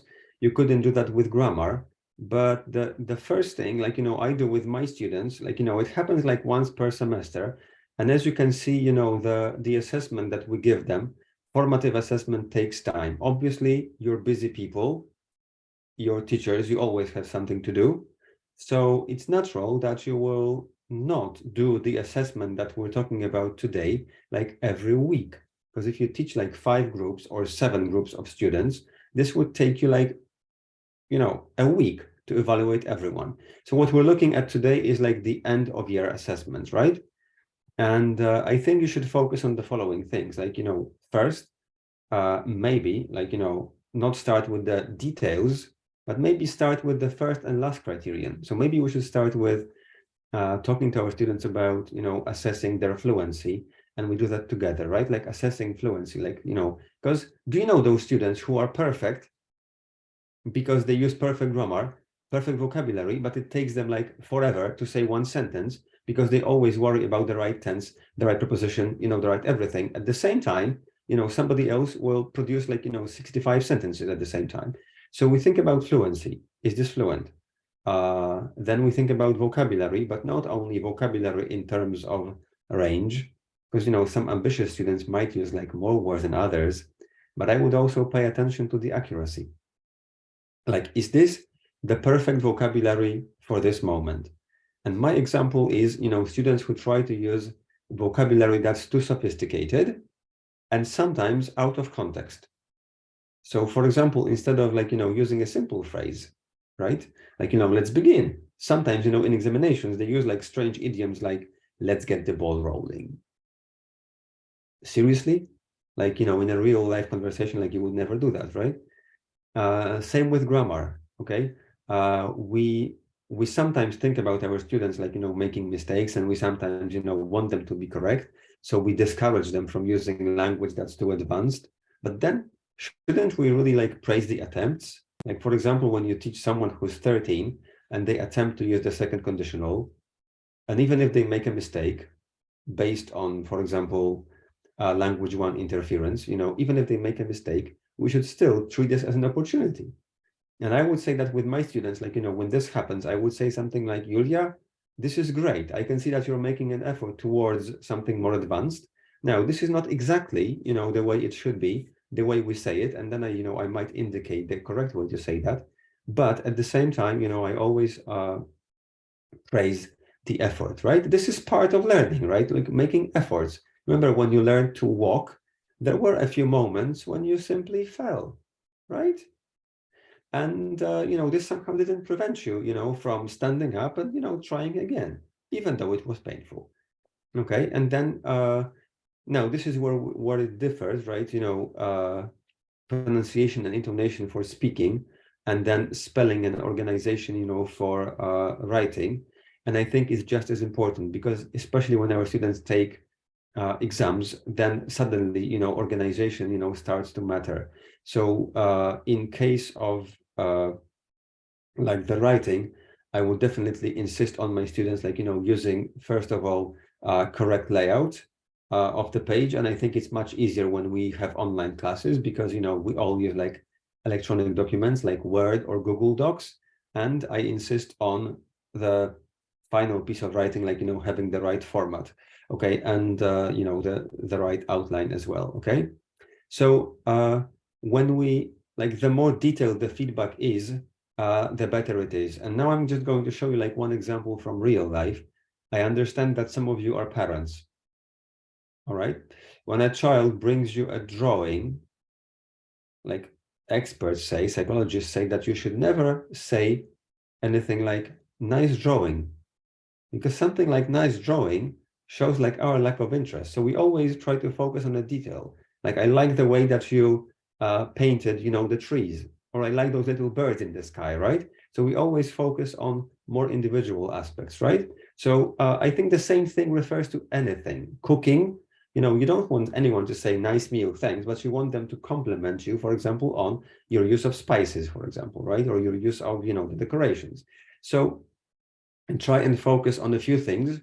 And especially when you think that sometimes you've been repeating the same thing, and sometimes you feel that, yeah, I'm really saying the same thing, to almost every student, and you're growing tired of your own feedback, you have to remember that, yes, this might be student number 76 to you, but to them, you're still teacher number 1. So it's an actor playing the same role in the theater may become tired, but the audience are not tired. If you treat your students, they treat you as that one special person, right? Who gives them specific moments, specific feedback. And I'm sure that they will, value those moments, right? When I meet my old students, they never talk to me about the grades I gave them. They always talk about the classroom atmosphere, right? The moment when they felt a bit stressed, the moment when they felt happy, proud, disappointed, anything, but they always talk about how they felt, all right? So I think by writing yourself a list of areas of assessment, you make it easier for yourself to have something to say. Because I think it's also teachers' experience to have, honestly, we all have those students, when they come to us for feedback, we sometimes don't know what to say. Because either we are tired or we have no more ideas, or sometimes, the student is simply average. That happens, right? But when you have a list of criteria, a list of areas, it's going to be easier for you to find something to say. And I think all students, in terms of assessment, they all like deserve, you know, equal treatment. Okay, so that's like the areas of assessment. Please make yourself a note. You're probably, you know, this presentation is being recorded, so you can always go back and, you know, find those areas. Okay, now types of feedback. As I understand, like all your education is, you know, online now, and I think that whether it's online or offline, we can apply like very similar principles. All right. So with the types of feedback, you know, you're teaching the whole group, you can give the group general feedback. And this is something I do with my teenage groups at the end of every class. And, you know, they seem to be quite surprised because they're like many of the teachers don't do that, right? So I teach for 90 minutes because it's a private language center. And I teach for 90 minutes and the kids come to my classes after school, so they're tired. But I always give them some kind of general feedback afterwards about their participation, their activity, and so on and so forth. And it's great because, you know, they come to the next class with this idea that, you know, someone is actually happy to have them, right? And then when you give general feedback, you can explain errors softly. And this is great because, for example, when I get the essays back from my students, I sometimes write a selection of the mistakes on the board if I teach in the classroom. And of course, it's anonymous, right? It's anonymous. So, you know, you can explain some errors softly without, you know, pressurizing anyone. So you write down like a couple of, you know, areas for improvement. And I've always wanted that to be totally anonymous. But my students, you know, some of them, like after half a semester or a semester, they feel so good in the classroom, they actually like, you know, raise their hands and they say, oh, that's mine. That's my mistake. Oh, you put mine. And, you know, some of them complain about me not putting on like, you know, their mistakes on the board. Tricky, right? But this gives you like a possibility, you know, for the student to remain anonymous and you can still, you know, explain a few areas, right? And also, this gives you an opportunity to have somebody else do your work for a moment. Because I don't know whether you really like speaking that much. Some people say this is why people become teachers, right? But I would say that sometimes, you know, we can share the floor, virtual or real, and help and make our students like, you know, give each other some feedback, correct each other the way we do it in class, right? And I found that one of those magical questions you should ask is not who knows the answer, but who wants to help. And I think if there's like one thing you remember from this webinar, I think this could be it, right? Not who knows the answer, but who wants to help. Because who knows the answer is about who's the genius. And, you know, very often it's always the same person, right? And everyone is like tired of this person because, you know, it's always going to be Sarah or Paula or whoever, right? But by saying who wants to help with this particular issue, you treat the situation as like our shared challenge, right? Our shared problem, okay? So that's like this whole class feedback. But then you can also give your students like, you know, some written feedback. And then this could be done by comments or sticky notes if it's in the classroom or using rubrics. And the internet is like full of free software for creating rubrics. So if you write something like, type something like rubric maker into Google, you get like a, you know, a selection of websites that help you create like nice rubrics. And then you can put like the different criteria and you put the rubrics inside. And the beauty of this is that it's asynchronous. So you don't have to have like the whole class waiting, right? You don't have to have the whole class, you know, listening to your feedback about one person, but you can prepare, you know, a few notes, you know, for each and every student. Once again, please be careful. Don't do it every week. Like you need your private time. You need private life. I think English teachers like work too much anyway, so don't do it like too often. Do it like once a semester perhaps. But then I think if your students get like their personalized feedback, you know, they want to read your comments. And I think this is contrary to what people believe, because lots of people believe that your students want to see the grades. And I think my students like always want to see the written feedback. They always want to see, you know, the comments, not the grades. Okay, and finally, you know, it's obvious, but still, you know, let's add that here. Like there's like this direct feedback which you can give your students, like, during and after, presentations, speeches, or any kind of, performance. All right. So now, if you decide to use like asynchronous ways of giving feedback, and for example, this semester you don't fancy creating rubrics or typing anything in Google Docs, okay, so you've got something like documents. This is like this last point here, right? But if you don't fancy that, you can always try the audio video. And you know that applications, such as Padlet or Zoom or YouTube, even YouTube allows you to create a personalized link to your students' feedback, right? So the only person seeing that, that video is you and your student, and any person that the student will share the link with, okay? And this is great because, you can still speak. I think if some of us don't like typing, some of us don't like producing, stretches of written language. And I think if you are the kind of person that prefers to speak, it might be like a good idea, to record yourself and then send it to your students. Okay. Or, while the class, will be doing something else, you can try go to the different breakout rooms and like, move from session to session. And I think once again, I think it's something that some teachers try to do. Many teachers try to do like, one feedback session, straight away. And I don't always think that, there's a need for that, because you can, for example, select like, 2 students that you will devote slightly more time to during this lesson.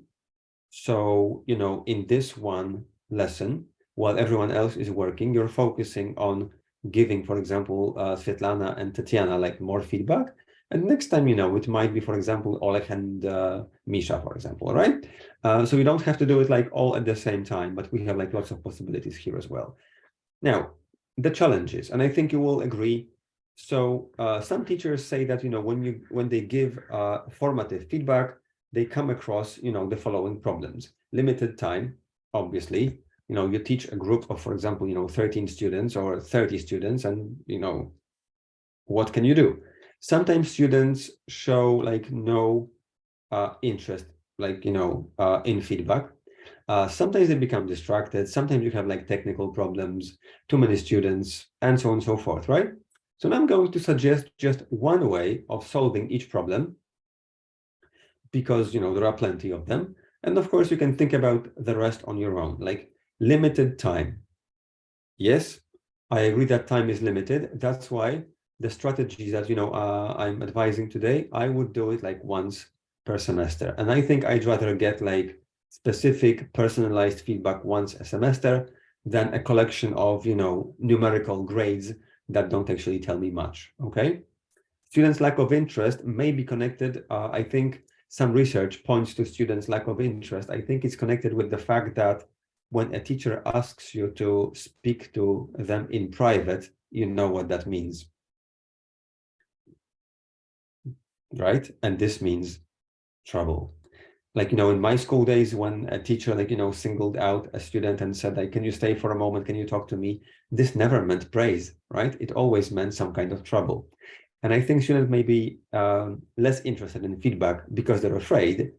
But once again, when you try that, like once or twice, when you show them that it's, to discuss the possibilities, to discuss the progress, I think this problem, gets solved.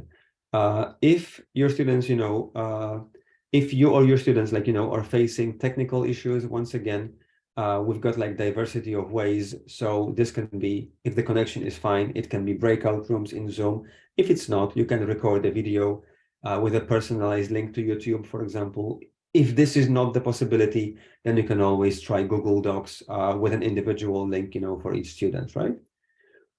Again, the excessive number of students, I would deal with this problem, as I said before, by first of all, using the strategies like once per semester, and second of all, like, trying to talk to 2 or 3 students, in every class, and, tick off like the items, on my list, like in an Excel file, for example, that I have already spoken to these 2. So next class, it might be some other 2, and so on and so forth, right?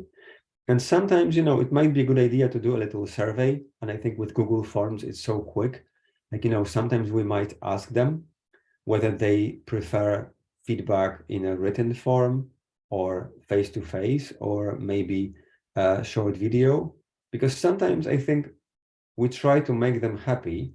Like, for example, we assume that because we would like video feedback, our students must love video feedback as well. And I don't know, because, I'm not in the minds of all the, 120 of my students this year.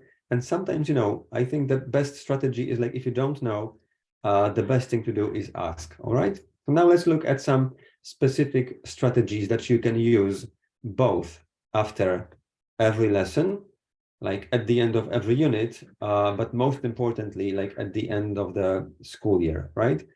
So we'll be looking at both sides of the assessment. And as I said, about 20 minutes ago, we'll be looking at the way your students can assess and evaluate the whole course together with you, okay?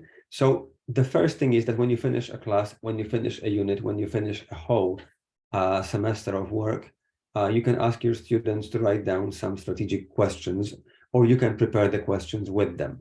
So you think about like the whole set of WH questions: where, what, when, how, why, who, etc. So one of the questions could be something like, who did you like cooperating with the most this year? Or when did you feel like the most proud of your achievements, during this school year? Or do you think you have made any progress?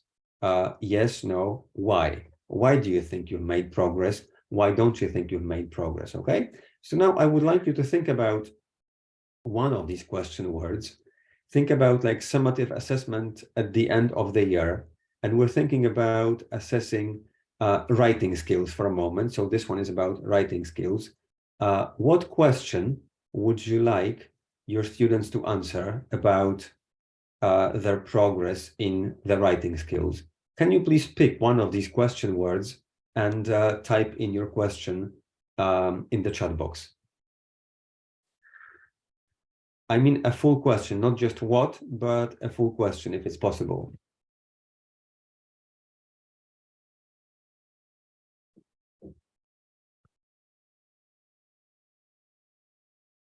Okay, so you have like, 10, 20 seconds to type in a question.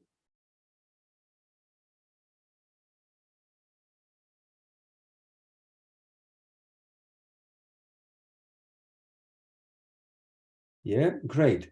I like the question, what did you understand? Yeah, thank you very much. Because very often, teachers ask, like at the end, is there anything you don't understand, right? And maybe like reversing this question is a very, smart idea, right? So lots of questions like, yes, how are you going to apply this knowledge, right? When do you think you will apply this knowledge? How did you feel when studying this aspect of grammar?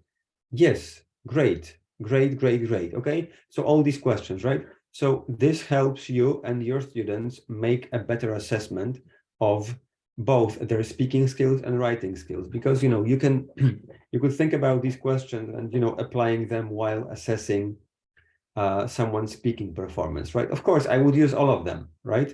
But we don't have time, like with all of you, to produce 5 questions. That's why I wanted just one example. Okay, seems to make sense, right?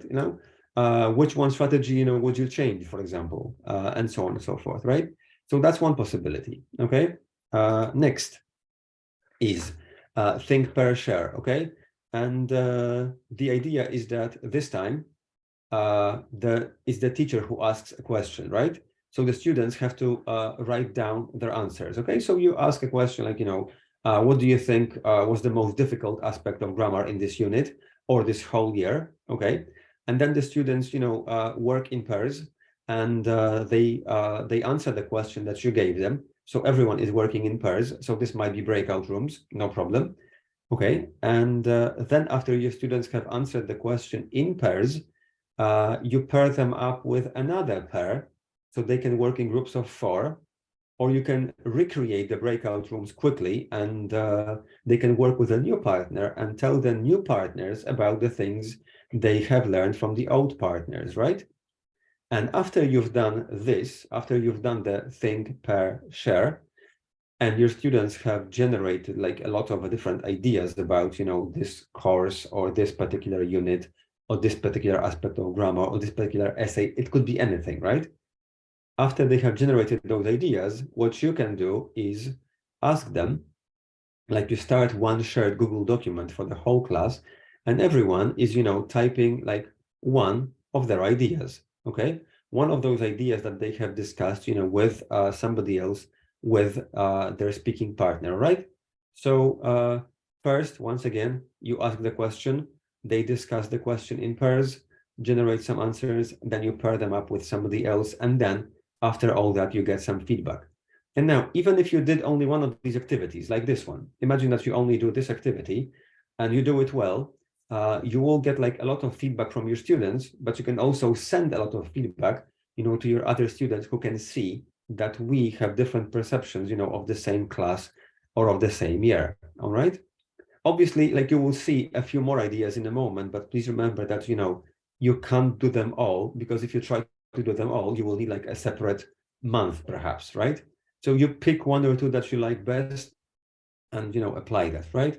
One is the so-called admit tickets or exit tickets. So once again, this is something that I have tried with individual classes, not like a whole year of work. So the idea is that, you know, your students have to either, like one possibility is, you know, they write down a question that they would like to ask, put this in a box, or this may be like a virtual box of ideas, and then we can begin the next class with drawing the tickets and answering the question, right? Which is, like in a regular class, is a fantastic way to revise material. But if you try this as a formative assessment strategy, your students, you know, can suggest different ideas about your course next time. And I think we all want to improve because online education, or education in general, is still a bit of walking in the dark. Like, you know, we try and experiment with the ideas that our students will love best, but sometimes it's like, you know, really doing what we would love best if we were in their position, right? If we were in their shoes, right? So you know, chances are that, you know, except for the last grade in a given school, you will be teaching the same class next year. And if you want to teach them, if you have to teach them next year, I think it might be an idea, right?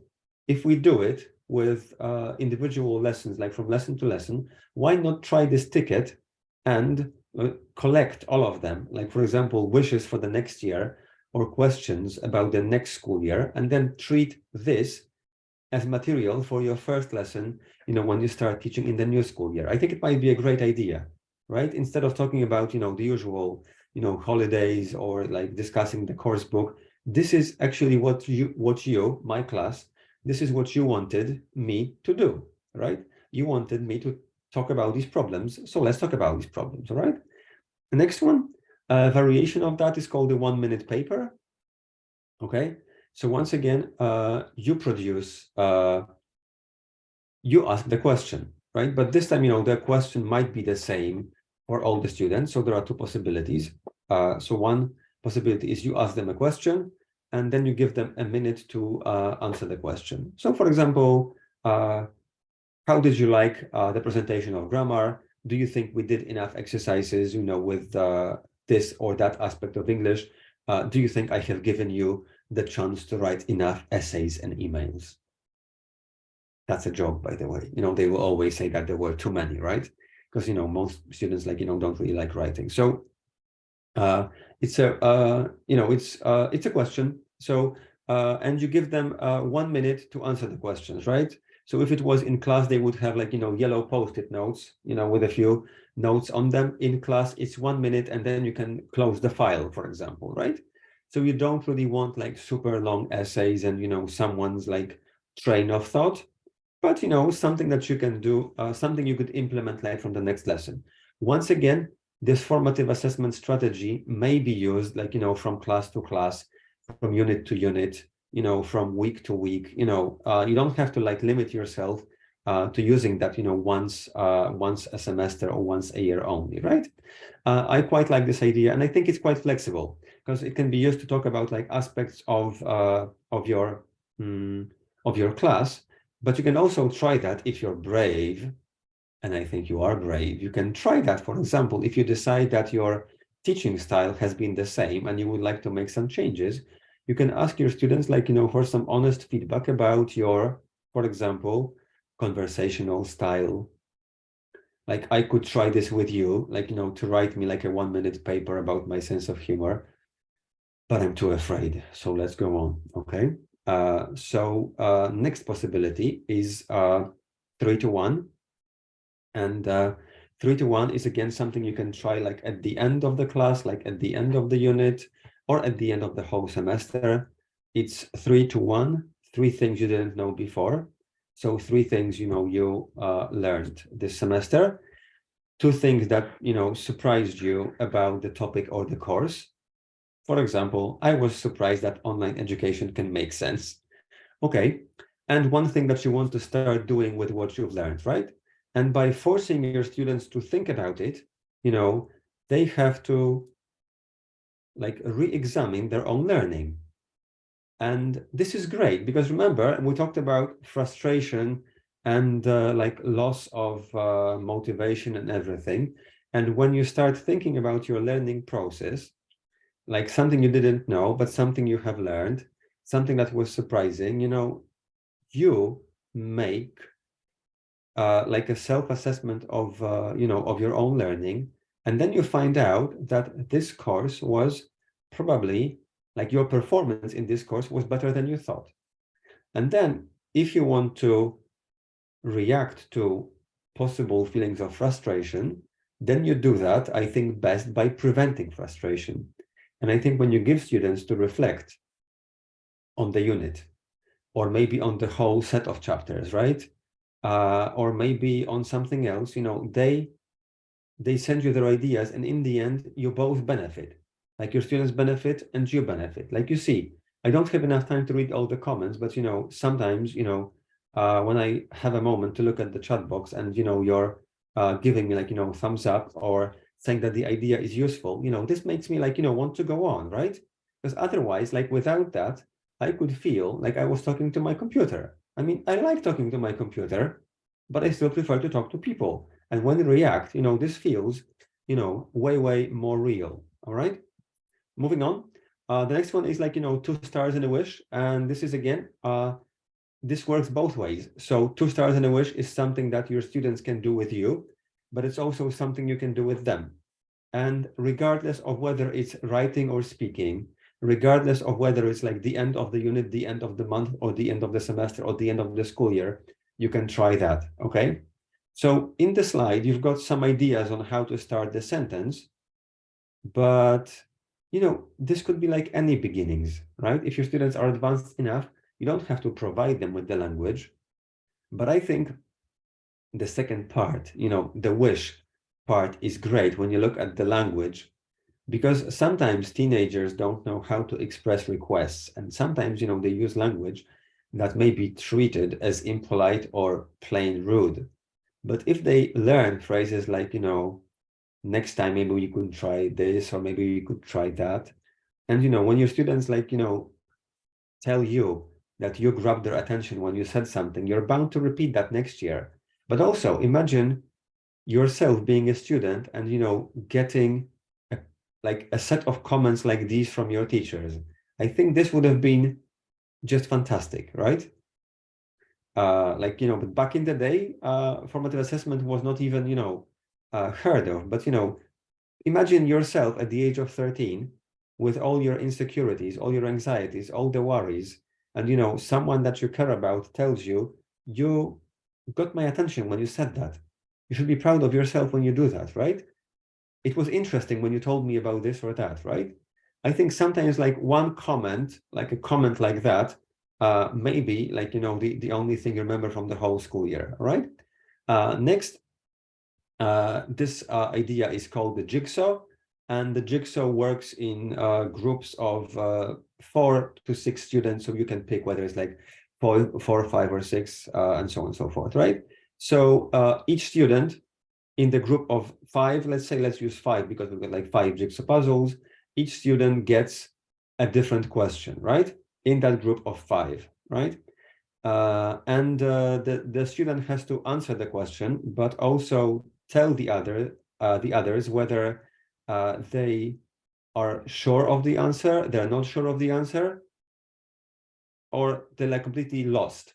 Okay. So first, in this group of 5 people, everyone has a different question, and then they have to answer the question and support each other. So they help each other, right? So person number 1 helps student 2 with their questions, or if you want to use the colors, you know, the purple person helps the green person, the orange person helps the blue person, and so on. After the first set, the jigsaw puzzles break, and all the green students from every group get together in order to discuss their questions only. All right. Once again, you know, this is a way, you know, in which you can get like, you know, more feedback. And once again, you can use it with pretty much everything, right? Yeah, first they answer in the group. Valentina, to answer your question, first they answer in their group. They gather a few more ideas, and then, you know, they go out and work with a different blue person, a different green person, and so on and so forth, right? Or you can reverse that. First, you can put all of them and everyone gets the same question. Then they separate and they answer like other questions about, you know, this course. And this way, they generate like lots of ideas. So as you can see, like, you know, I'll be closing in a moment, but, you know, you see that today I've talked about evaluating the course from 2 perspectives, right? It may be evaluating individual classes, evaluating, you know, speaking performance, written performance. It may be evaluating the whole course, but most importantly, you know, it might be evaluating you as well. And what's better than, you know, becoming a better teacher next year, right? So one last set of questions for the students that, you know, if you know that your students, you know, have some time, this is the last thing that you can try with them. This is specific questions, and, you know, you want some honest feedback. And I think if it's once a year, instead of doing, for example, test number 77, I would rather do this. And I would like to read that because I get course evaluations at university. I get course evaluation from my students in the private school where I teach. And to be honest, I don't care about the grades. I don't care about whether they rate me as 4.5 teacher or whether they rate me as a, you know, 5.0 teacher or 3.0 teacher. I care about their comments, right? And I pay more attention to the shortest comments than I do to, you know, any number of 5s, 3s, or 4s or whatever, right? So just to remind you, right, the point of all that is to think about the strategies that will matter in the long run. 5 years from now, 10 years from now, when your students think back, you know, of your classes, they will think about you as the one who made them believe that they can improve no matter what. Okay. So I hope we meet again. Okay. I hope we meet again, and I can get like all this feedback that I'm getting from you, like at the moment. I hope that I can get like all of that live in person one day. Thank you very much.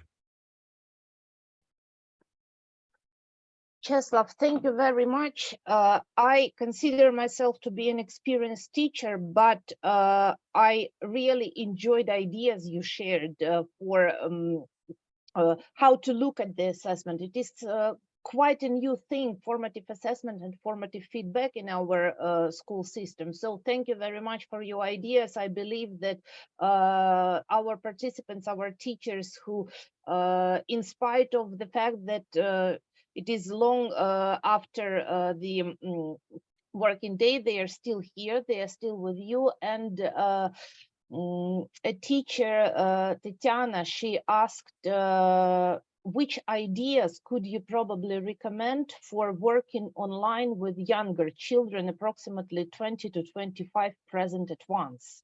So which of the ideas you shared are applicable with younger children? If they can type on their keyboards, I would try something like a shorter version of this 1-minute paper.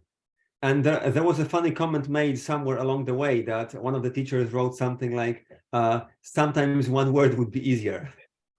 But even with if it's like little children who can't type much and who can't share like lots of their ideas, I think like one sentence feedback. But then I think with children we have to be very specific. So with teenagers, you can say, for example, which one aspect of the class would you like to change? But with children who are like, I understand you're asking about 7 or 8 year olds, right? Maybe 9-year-olds, Yeah. top 10-year-olds. Yeah, so if it was but like the question is that when they are at the same time, at the same time there are 25 kids online. Okay, so chat room, and I call this the idea of type and hold. So I tell my students, I try that with the university students as well, and the idea is that everyone is typing their answer, but they can't press send or enter. Because if you press send or enter, everyone can see what you wrote, and then everyone is copying from the fastest person. So I always tell them like type it and hold it, hold it, hold it, hold it. On the count of 3, press enter, 1, 2, and then they press enter, and you can see like, all the 25 comments, 20 comments, or however many you get.